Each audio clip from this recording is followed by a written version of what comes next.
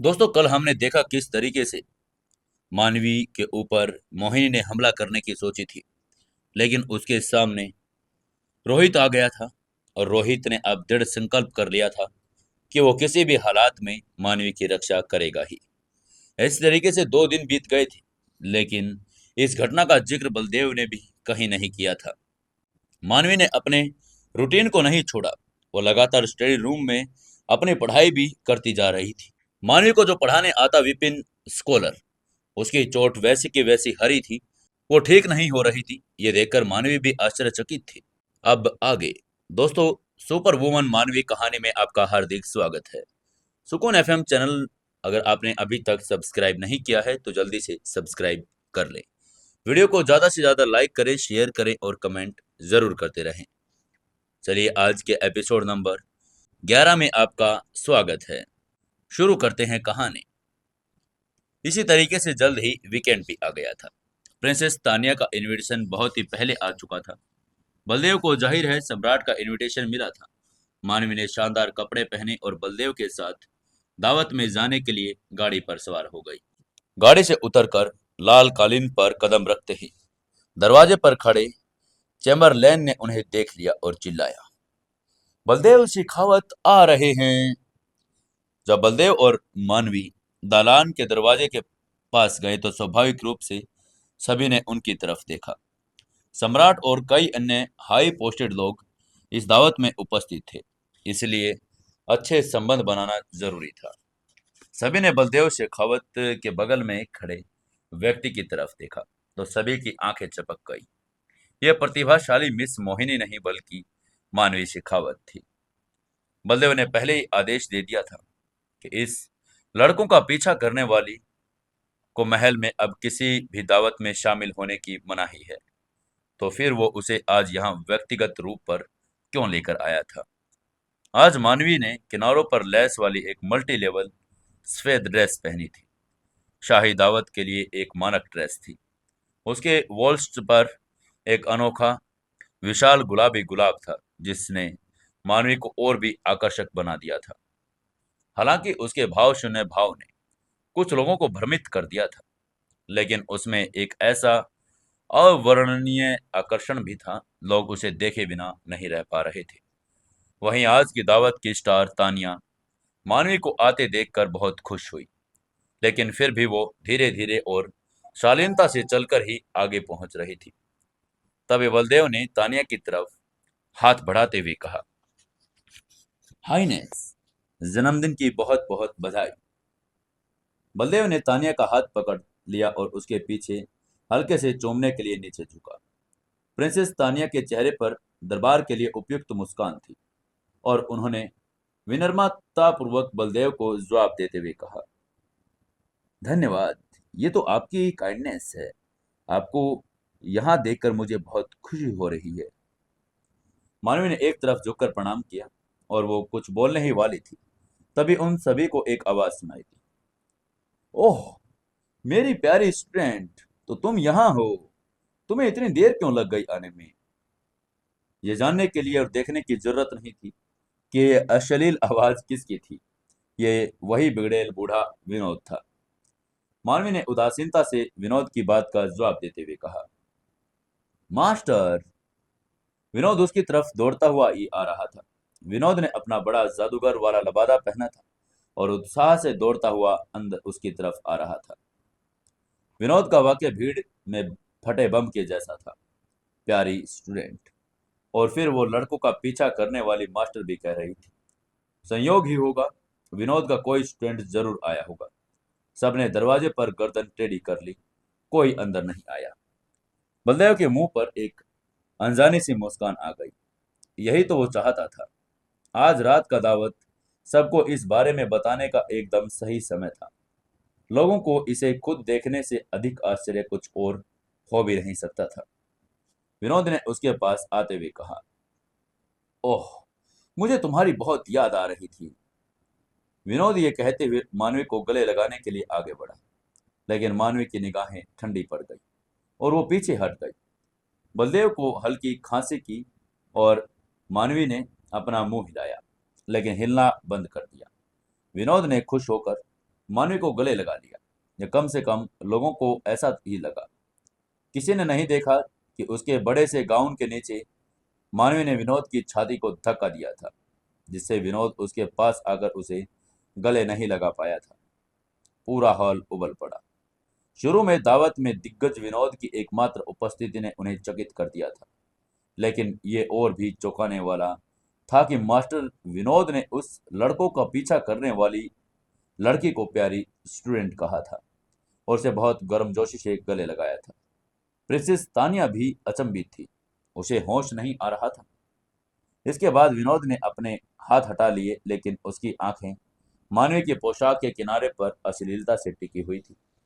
मानवी ने ठंडे स्वर में दांतों तले एक वाक्य दबाते हुए कहा, मैंने तुमसे कह दिया था, अगर तुमने फिर से मेरी ड्रेस उठाने की हिम्मत की तो मैं तुम्हें काट डालूंगी।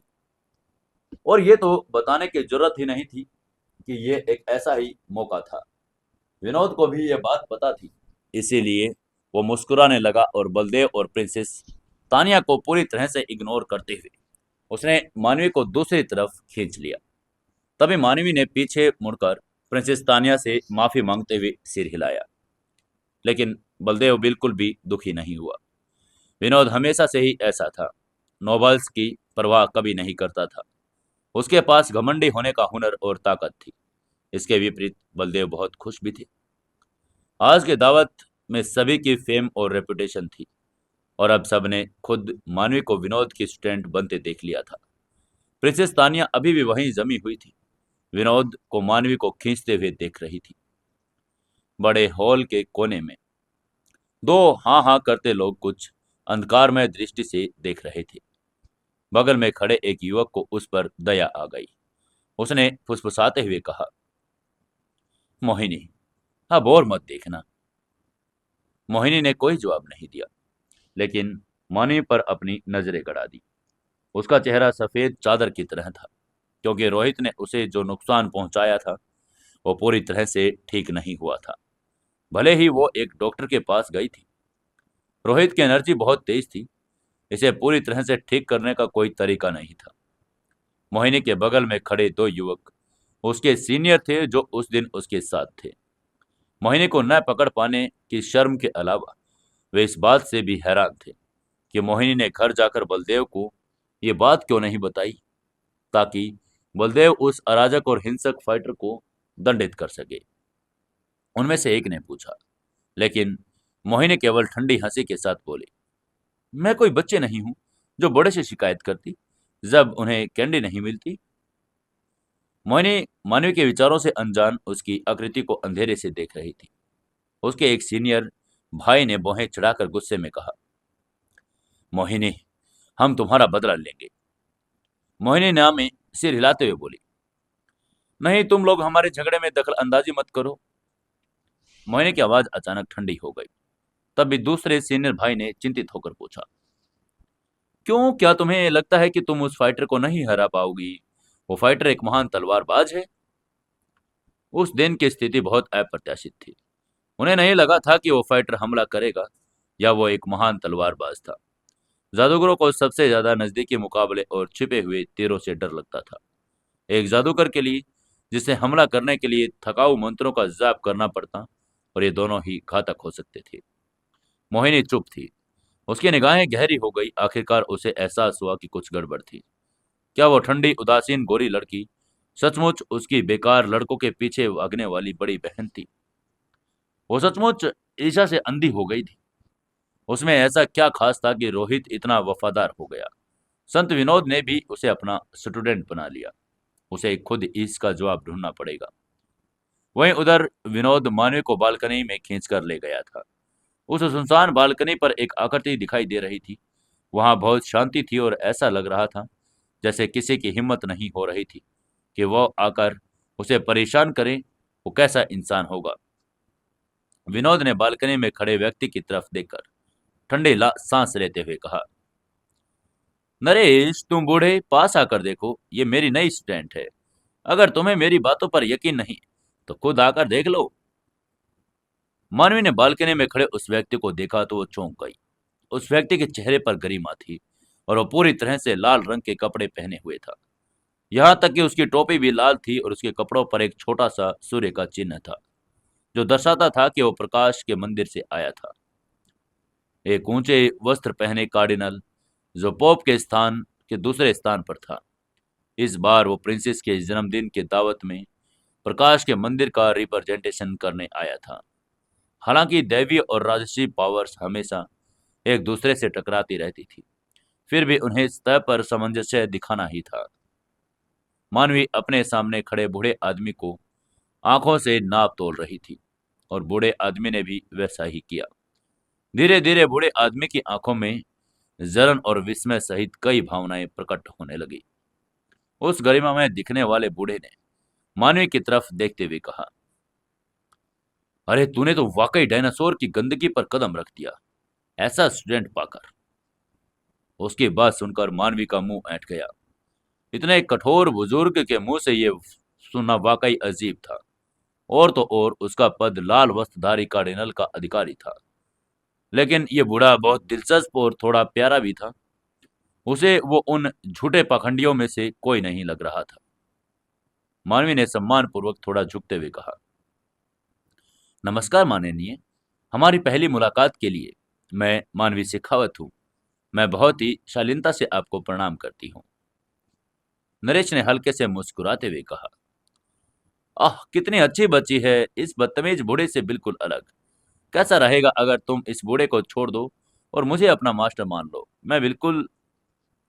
इससे पहले कि नरेश अपनी बात पूरी कर पाता, उससे पहले ही विनोद ने गुस्से से उसका मुंह पकड़ते हुए कहा, तुम्हारा कुत्ता मुंह कभी हाथी दांत नहीं उगल सकता। उफ, तुम इंसान भी हो। मेरी आंखों के सामने मेरे ही स्टैंड को चुराने की कोशिश कर रहे हो।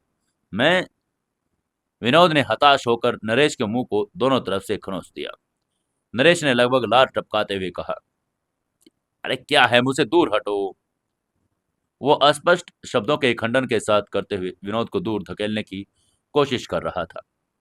जब दोनों बूढ़े अपनी व्यक्तिगत सार्वजनिक छवि की परवाह किए बिना आपस में झगड़ा कर रहे थे, तभी एक अन्य व्यक्ति बालकनी में आया। ये वो व्यक्ति था जिससे मानवी की मुलाकात पहले हुई थी। एक ठंडी आवाज सुनाई दी, मास्टर। मानवी अचानक पलट गई। चांदी के बाल, बैंगनी आइरिस। मानवी को सामने खड़ा वो अत्यंत सुंदर व्यक्ति पवित्र दिव्य प्रिंस था, जिसके बाल चांदी के थे और उसकी पुतलियां बैंगनी थी। आने वाला व्यक्ति दोनों को लड़ते देखने का आदी लग रहा था। उसने दोनों को सम्मानपूर्वक संबोधित करते हुए कहा, मास्टर, संत विनोद। तभी जब उसने मानवी की तरफ देखा तो मानवी को देखकर उसकी आंखों में एक अजीब सी चमक आ गई। उसने उदासीनता से मानवी की तरफ देखते हुए कहा, ओह, तो ये तुम हो। ये कहते हुए वो धीरे धीरे हंस पड़ा। मानवी ने भी भाव शून्य होकर हंसते हुए कहा, हाँ ये मैं ही हूं। तभी नरेश ने विनोद की चंगुल से छुड़ते हुए पूछा, तुम लोग एक दूसरे को जानते हो? विनोद ने भी आश्चर्य भरी नजर से उनकी तरफ देखा। चांदी जैसे बालों और बैंगनी आंखों वाले व्यक्ति ने थोड़ा झुककर कहा, हम गेल गोर्ज में मिले थे। फिर उसने मानवी के सामने थोड़ा झुकते हुए कहा, नमस्ते, मेरा नाम अर्पित गुप्ता है। मानवी ने अपने सामने खड़े खूबसूरत आदमी को देखते हुए कहा, और मैं मानवी शेखावत हूं। वो उसका नाम सुनकर उलझन में पड़ गई थी। उसने मन मन में कहा, अर्पित गुप्ता, ये इस दुनिया का कोई पारिवारिक नाम तो नहीं लग रहा। अर्पित गुप्ता ने मुस्कुराते हुए कहा, शेखावत परिवार की मिस। मानवी ने भाव शून्य होकर हंसते हुए कहा, लगता है मैं बहुत मशहूर हो गई हूं। अर्पित ने हल्के से अपनी छाती थपथपाते हुए कहा, सब कुछ मन घड़त था। यहां तक तो मैंने जो सुना और देखा भी, यहां जो दिख रहा है ये वही सच है। लगता है उसने भी शेखावत परिवार की लड़कों का पीछा करने वाली यंग मिस के बारे में बहुत कुछ सुना था, लेकिन उसका व्यवहार दूसरों के लिए बिल्कुल अलग था। मानवी बस हल्की से मुस्कुराई और कुछ नहीं बोली। इस वक्त मानवी के दिमाग में उथल पुथल मची हुई थी, इतने कि उसका सर मानो फट जाएगा। यह उथल पुथल मचाने वाला कोई और नहीं बल्कि भीम था। उसका दुश्मन उसके सामने था। भीम कैसे न घबराता, लेकिन जब वो जिंदा था तब उसका मुकाबला नहीं कर सकता था। और अब जब वो मर चुका था तो अब वो उसका मुकाबला कैसे कर सकता था। मानवी के दिमाग में तो बस उसका गुस्सा ही फूट रहा था। भीम टेलीपैथी से मानवी के दिमाग में चीखा, बदला, मुझे बदला चाहिए। यह वो कमबख्त आदमी है जिसने मेरा शरीर नष्ट कर दिया। मैं इसके टुकड़े टुकड़े कर देना चाहता हूँ। वो बस अब बेचारा चीख ही पा रहा था। अपनी अंतरात्मा को बाहर निकालने की हिम्मत नहीं कर पा रहा था। मानवी का सिर फटने वाला था। ये बेचारा भीम बहुत शोर मचाता था। उसके दिमाग में भिनभिनाता रहा। मानवी ने गुस्से में मन ही मन अंदर से भीम से कहा, तुम चुप रहो। क्या तुम उससे अभी जीत सकते हो?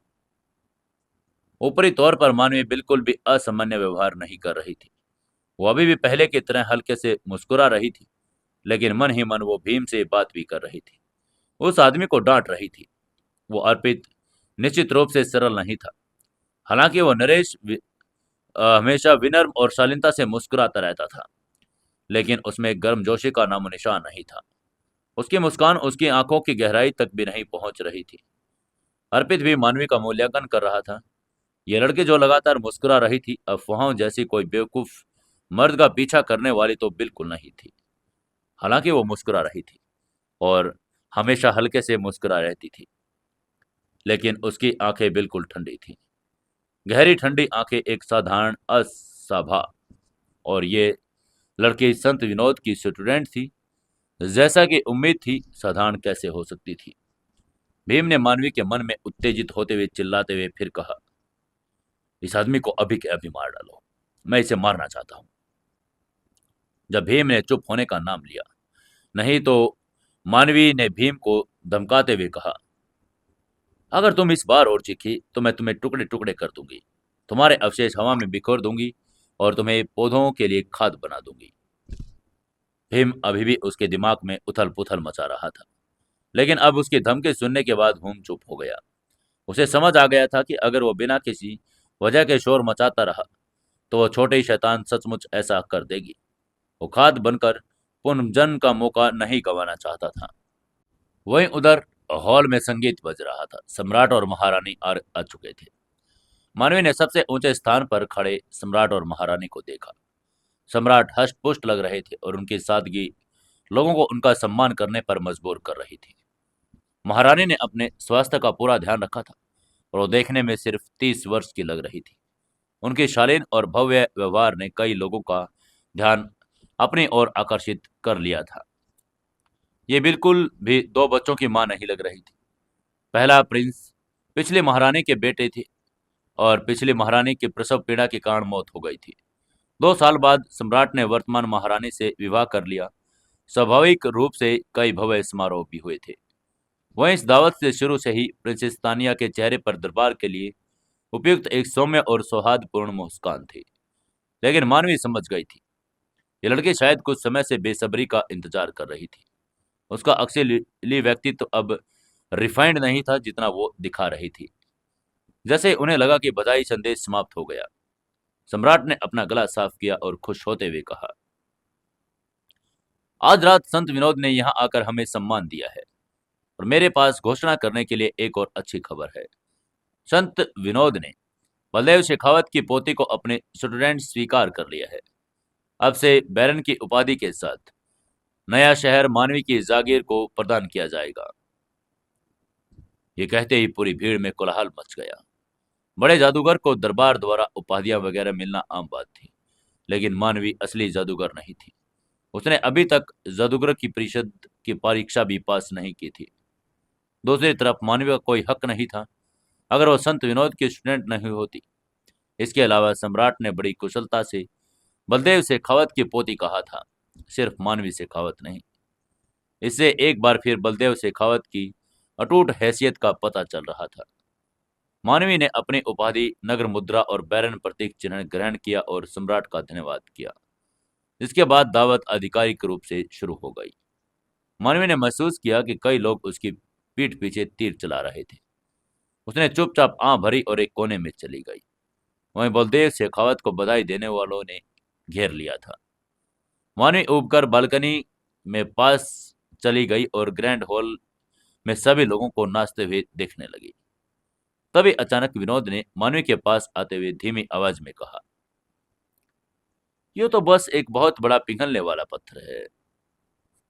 उसकी बात सुनकर मानवी ने थोड़ा चौंकते हुए कहा, मास्टर, क्योंकि इस बार विनोद के चेहरे पर आमतौर दिखने वाले अश्लील भाव की जगह एक गंभीर भाव था। जब विनोद ने बलदेव के चारों तरफ चापलूसों की तरह मुस्कुराते लोगों को देखा तो उसने हल्के से कहा, यही कारण है कि मैं अदालत से नफरत करता हूँ, क्योंकि मैं ताज से नफरत करता हूँ। नरेश जो पास में ही खड़ा था, उसने बीच में ही टोकते हुए कहा, तो आपने सिर्फ बलदेव शेखावत की उपाधि स्वीकार की, जागीर नहीं। उसकी बात सुनकर मानवी थोड़ी हैरान हुई। उसे उम्मीद नहीं थी कि विनोद को बलदेव शेखावत की उपाधि मिलेगी। विनोद ने कंधे उचकाते हुए कहा, मैं उन सभी भ्रष्ट संघर्षों में शामिल नहीं होना चाहता। आपसे लड़ाई मुझे शोभा नहीं देती। ये कहते हुए उसके चेहरे पर एक बार फिर से वही अश्लील भाव आ गया, जो हमेशा रहता था, मानो उसे मुंह पर मार पड़नी चाहिए। उसकी आंखें मानवी की खूबसूरत लेस वाली ड्रेस पर शिफोन की तरफ घूम रही थी। नरेश ने मन ही मन में आ भरी। कभी कभी उसे इस बेफिक्री से जीने वाले बुजुर्ग से सचमुच जलन होती थी, लेकिन उसकी हैसियत उसे ऐसा करने की इजाजत बिल्कुल नहीं देती थी, क्योंकि देवी और राजसी पावर्स को हमेशा एक मध्यस्थ की जरूरत होती थी। वहीं अर्पित चुप खड़ा था। वो नरेश की आंखों में भावनाओं की एक अवर्णनीय चमक देख रहा था। अर्पित ने अपनी आंखें सिकोड़ी। कोई नहीं बता सकता था कि वो क्या सोच रहा था। इस एक रात बलदेव बहुत खुश थे और वो पूरे समय कभी खाली नहीं बैठे। पहले तो आज रात की दावत की मुख्य भूमिका प्रिंसेस तानिया को मिलनी थी, लेकिन बलदेव को ज्यादा लोगों ने घेर लिया था। लेकिन इस स्थिति का स्रोत बालकनी में आराम से लेटा हुआ था, हवा के झोंके का एहसास कर रहा था। कोई भी इस बालकनी में आकर इन कुलीन लोगों को परेशान नहीं करना चाहता था। तभी मधुर संगीत शुरू हुआ और हॉल के बीचों बीच डांस फ्लोर पर रईसों ने हल्के हल्के अंदाज में डांस करना शुरू कर दिया था। यह तितली की तरह चकाचौंध कर देने वाला था।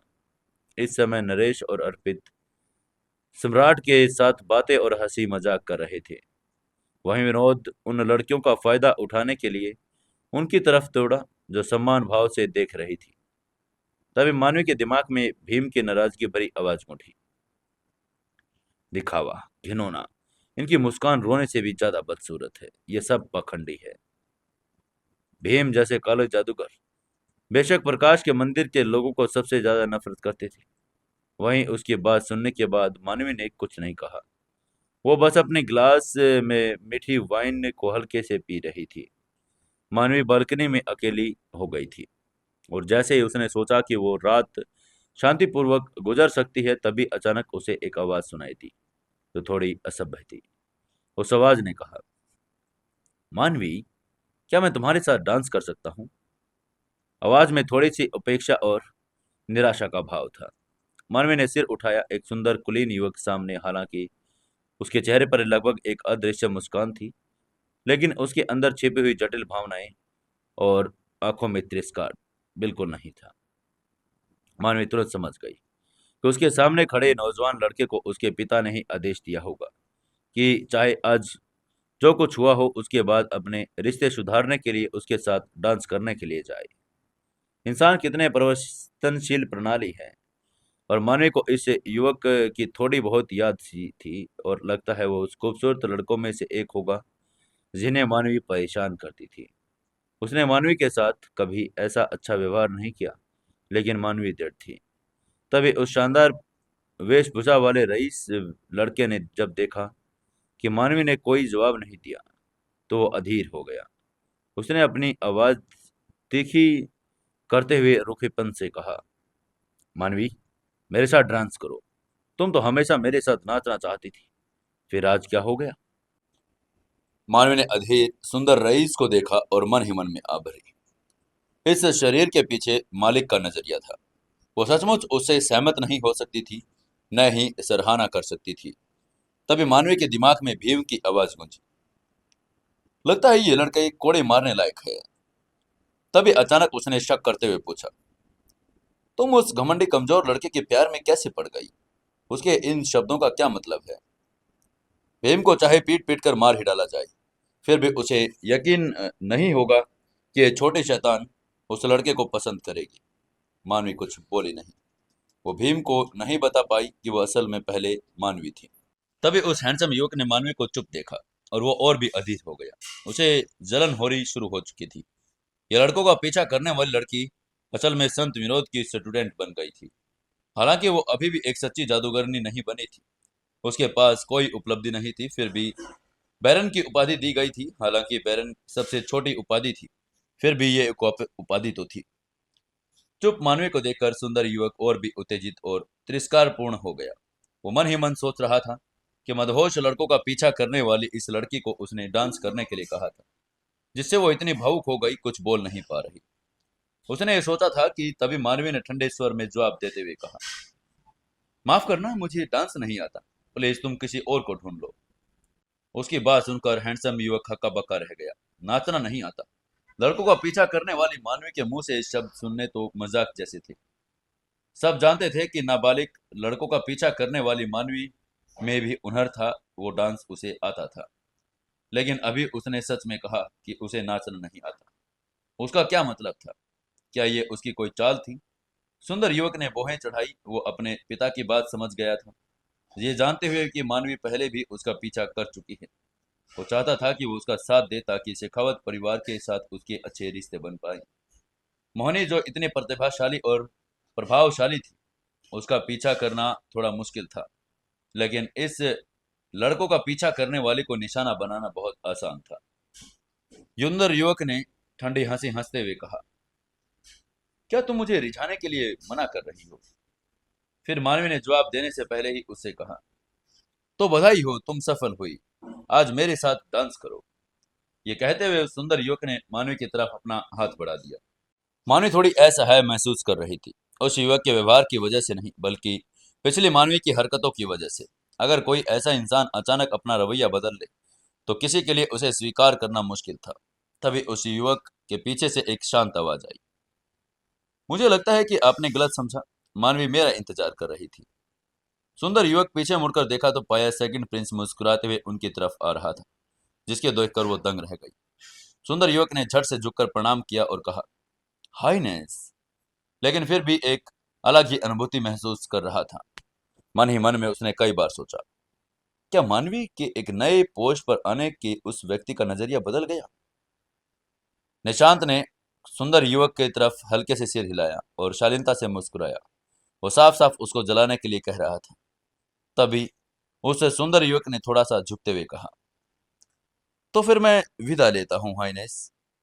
ये कहते हुए वो बालकनी से बाहर चला गया। तभी मानवी अभी भी चुप वहां पर खड़ी थी, वो कुछ नहीं बोली। तभी निशांत ने मानवी का मजाक उड़ाते हुए धीरे से हंसते हुए कहा, क्या तुम मुझे इस अजीब स्थिति से बचाने के लिए धन्यवाद नहीं कहोगी? उसकी बात सुनकर मानवी ने धीरे से हंसते हुए कहा, जिस व्यक्ति को आपको धन्यवाद देना चाहिए वो वही है। उसकी आवाज में थोड़ा सा बेजोड़ शीतलता थी। बेशक निशांत जानता था कि मानवी का क्या मतलब है, लेकिन निशांत को मानवी का अंदाज में कोई फर्क नहीं पड़ा। वो इस बेरुखी से हंसते हुए कहा, क्या मुझे आपके साथ डांस करने का सम्मान मिल सकता है? ये कहने के बाद निशांत ने अपना हाथ मानवी की तरफ बढ़ा दिया। मानवी के चेहरे पर कोई भी भाव नहीं आया। उसने बिना पलक झपकाए ठंडेपन से मना करते हुए कहा, नहीं। निशांत को गुस्सा नहीं आया, बल्कि वो हंस पड़ा। मानवी ने साफ इनकार से जरा भी नाराज न होते हुए उसने धीरे से अपना हाथ हटा लिया। निशांत मानवी के कान के पास पहुंचा और उसने हंसते हुए बुदबुदाते हुए कहा, उस रात मैंने ही रोहित को रोका था। मैं उसकी तरफ से नहीं कह रहा था, मैं सच कह रहा था। बस उस रात मैं जानना चाहता था कि तुम कौन हो। किसी बाहरी व्यक्ति को ये प्रेमी कपल की गुप्त बातें लगती थी, लेकिन सच्चाई बिल्कुल अलग थी। मानवी ने हाथ में वाइन का ग्लास हिलाते हुए मुस्कुरा कर कहा, ओह, तो फिर क्या हुआ? उसकी ठंडक किसी को भी सिरहन पैदा कर दे। निशांत चुप हो गया। तो क्या हुआ? उस एक ठंडे वाक्य ने उसकी बात को पूरी तरह से रोक दिया।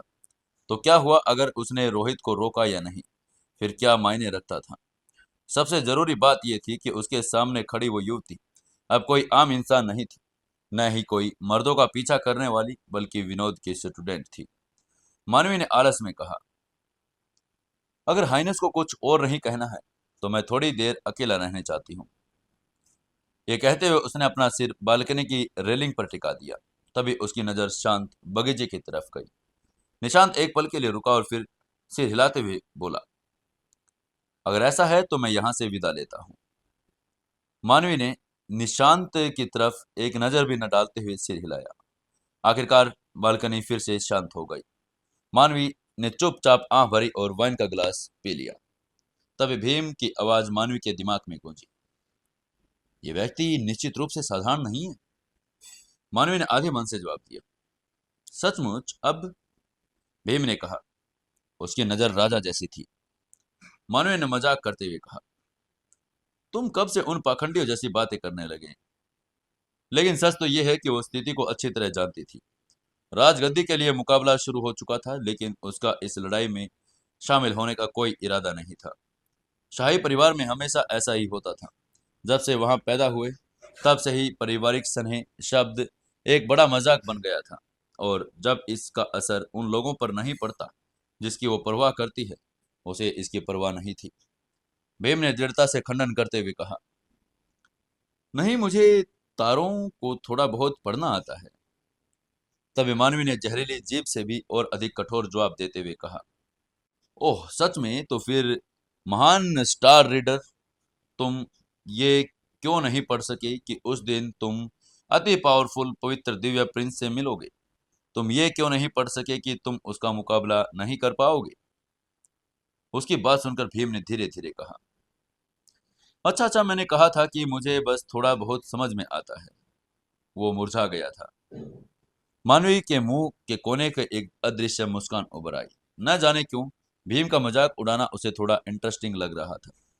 लेकिन मानवी समझ गई कि भीम थोड़ा बहुत तो नक्षत्र ज्ञान जानता है। सेकंड प्रिंस निशांत के अगले सम्राट बनने की प्रबल संभावना थी, क्योंकि उसे बलदेव शेखावत का गुप्त समर्थन प्राप्त था। यहाँ तक बलदेव शेखावत की बात थी तो प्रिंस का गुप्त समर्थन करने पर उसे अपने आप के कारण थे। तभी मानवी के दिमाग में भीम की आवाज फिर से गूंजी, मानवी, क्या सोच रही हो? हम कब जा सकते हैं? यह जगह बहुत परेशान करने वाली लग रही है। और हाँ, तुम्हारे पहले मास्टर ने कहा था कि वो मेरी मदद करने वाले थे, तो कब करेंगे वो? अब क्या करेगी मानवी? क्या मानवी वापस घर चले जाएगी या फिर और भी यहाँ पर किसी के साथ बातें करेगी? क्या मानवी का जो पहला मास्टर है शंकर, वो भीम को ठीक कर पाएगा? भीम के लिए नया शरीर ढूंढेगा? जानने के लिए जुड़े रहिए कहानी के साथ दोस्तों। कहानी को ज़्यादा से ज़्यादा शेयर करें, कमेंट करें और वीडियो को लाइक जरूर कर दिया करो, और अपने दोस्तों तक अपने व्हाट्सएप ग्रुप्स में कहानी को ज़रूर से ज़रूर भेजें।